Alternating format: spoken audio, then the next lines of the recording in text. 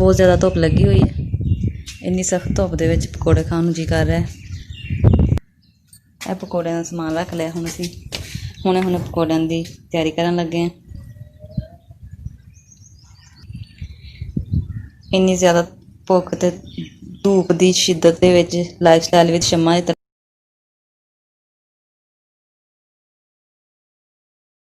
अस्सलाम वालेकुम viewers, life style with शम्मा विच तुहाडा वेलकम। उम्मीद करदी हां तुसीं सारे खैरियत नाल होवोगे। ते अज दा व्लॉग छोटा जिहा है। धुप्प बहुत ज़्यादा निकली हुई सी ते भुख भी बहुत ज़्यादा लगी हुई सी। कुछ चटपटा खाण नूं जी कर रहा सी ते अज असीं पकौड़े बनाउण लगे हैं। पकौड़े बनाउण दा जी कीता। असीं सब्ज़ मिर्चां लईआं, एक टमाटर लिया हुआ है, छोटे छोटे एक छोटा है तो दो वड्डे सी प्याज लए ते आलू लए ते यही चीज़ां पानियां। पालक मिली नहीं सानूं बाज़ारों ते यह चीज़ां दे बेसन अलग पिया होया है। यह चीज़ां असीं विच मिक्स करके पकौड़े बनाउण लगे हैं। ते भुख बहुत ज़्यादा है, गर्मी भी बहुत ज़्यादा है ते इस वजह तो ते थोड़ी स्पीड के नाल जिहड़ा ना मैं पकौड़े बनाउण लगी हाँ। ते रहियो नाल साडे पकौड़ियां दी वीडियो देखना एंड तक। ते चलो शुरू करते हैं। देखो असीं अज पकौड़े कितनी स्पीड के नाल ते किद्दां बनाने हैं।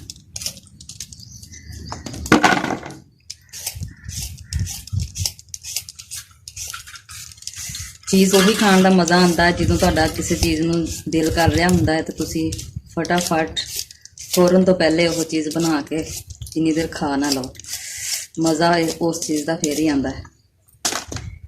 अज बस हुणे मूड बनिया पकौड़े खाण दा ते हुणे तैयारी शुरू है। एक दिन रात के 11 बजे होए हों ते मेरा चावल खाण नूं दिल कराया। मैं उठी पई चावल बनाउण लग पई। नाले खाधियां अम्मा को गालां ते नाले खाधे चावल। बड़ा मज़ा आया। इस तरह सख्त धुप दे विच अम्मी हुणी दोपहर टाइम आराम कर रहे हैं तो मेरा पकौड़े खाण नूं जी कीता ते अज मैं लगी हाँ पकौड़े बनाउण ते इस तो पहले कि कोई उठ जाए मैं पहले पकौड़े बना के जिहड़ा ना अंदर लै जाने, इसलिए थोड़ी जल्दी विच।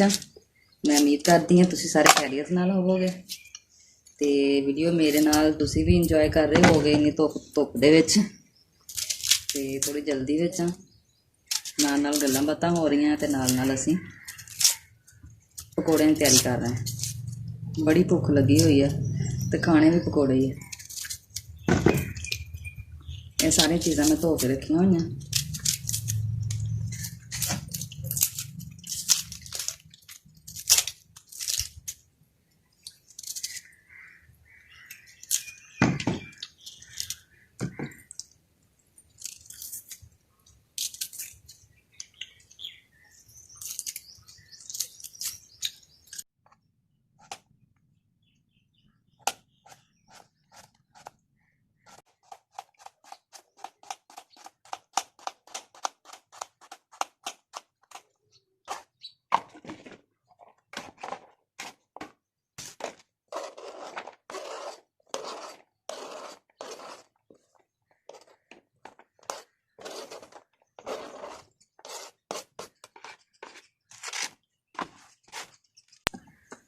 इस तरह हम असीं प्याज कट लांगे।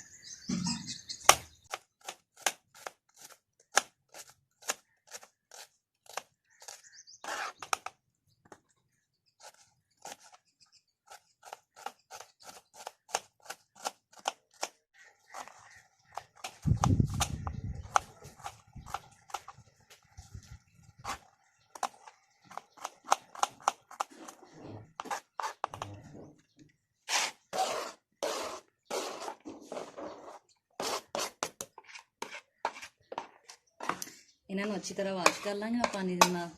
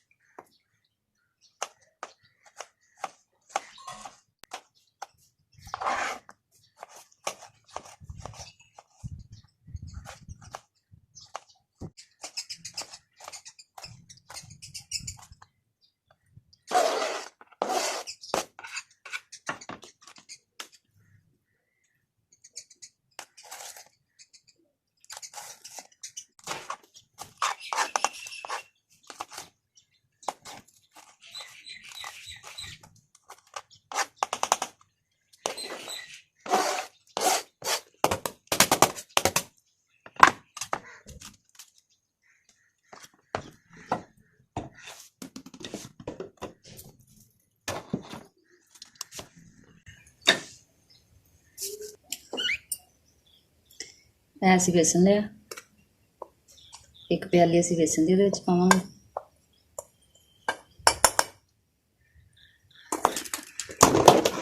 मसाले ਇਹਦੇ ਵਿੱਚ ਪਾਵਾਂਗੇ।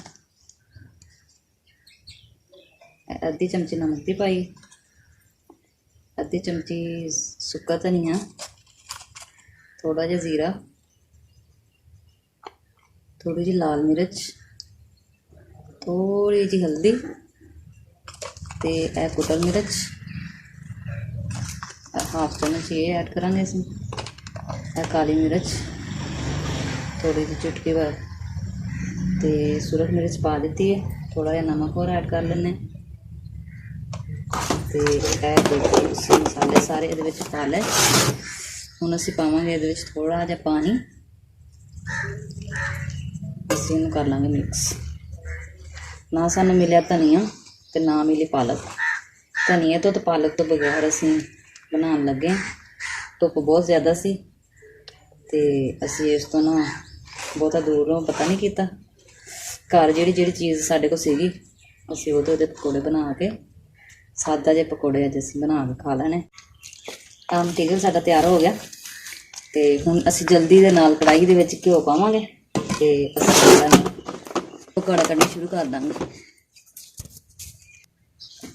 असीं कढ़ाई 'च घी लै लिया।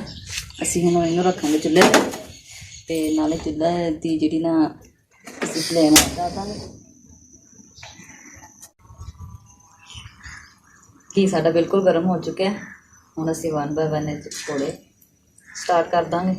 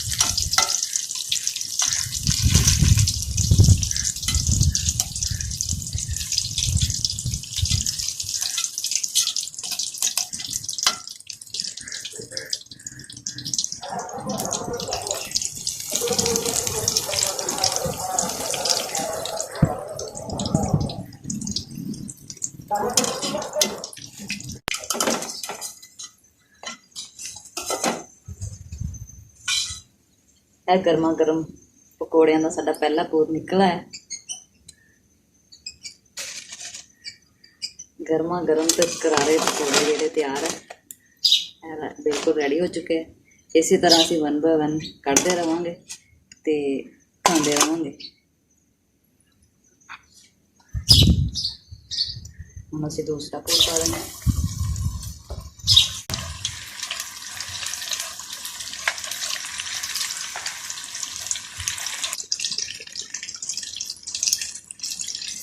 ਇਹ ਸਾਡੇ ਗਰਮਾ ਗਰਮ ਤੇ ਕਰਾਰੇ ਪਕੌੜੇ ਤਿਆਰ ਹੋ ਗਏ।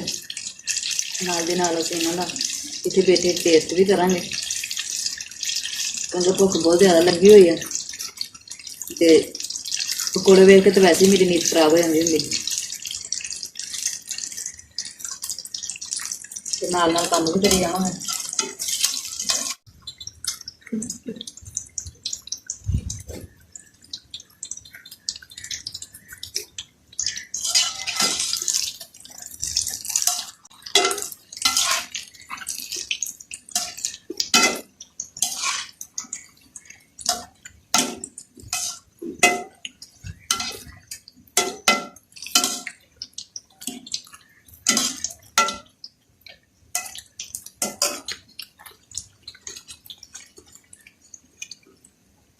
लो जी उन्नी देर तक दूसरा पूर भी तैयार हो गया।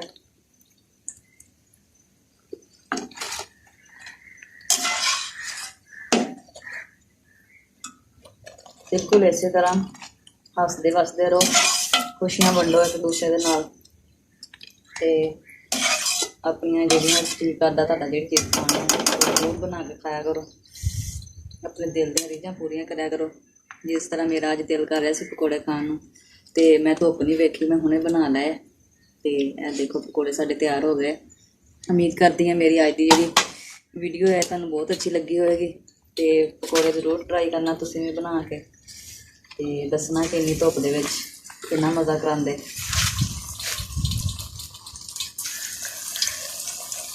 ਤੇ ਤੁਸੀਂ ਕਰੋ ਇੰਜੋਏ, ਅਸੀਂ ਪਕੌੜੇ ਖਾਂਦੇ ਹਾਂ।